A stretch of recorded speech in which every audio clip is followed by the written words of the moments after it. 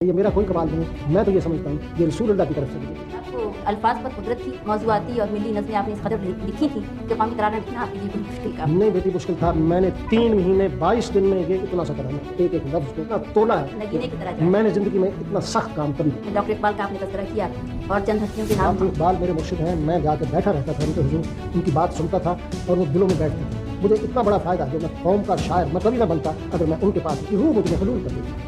اور سر عبدالقادر پر میرے محسن ہے، اگر وہ میرا دل نہ بڑھاتے تو مجھے تو یہاں پر مار مار کے اہل زبان نے نکال ہی دیا تھا. کیونکہ ابھی تو آپ کہہ رہے تھے کہ میں راجپوت ہوں، میں جس بات پہ اڑ جاتا نہیں ہوں میں اڑا ہوا تو تھا، اس کے معنی یہ تو نہیں کہ میں شعر چھوڑ دیتا، لیکن اگر پٹائی ہو جائے تو مجھے اس گھر سے آپ نکال سکتے ہیں 10-15 آدمی.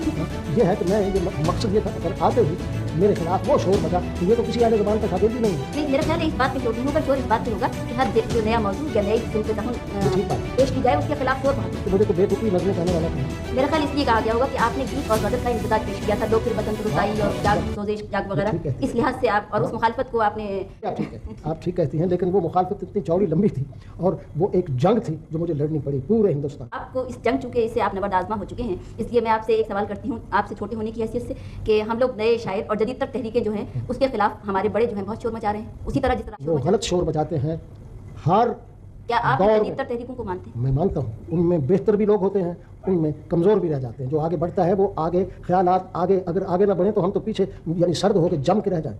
یہ جو نئے شاعر ان میں بہترین شاعر موجود ہیں اور آگے بڑھیں گے. اگر یہ آگے نہیں بڑھیں گے تو ہم تو کچھ ہے ہی نہیں، پھر مر گئے.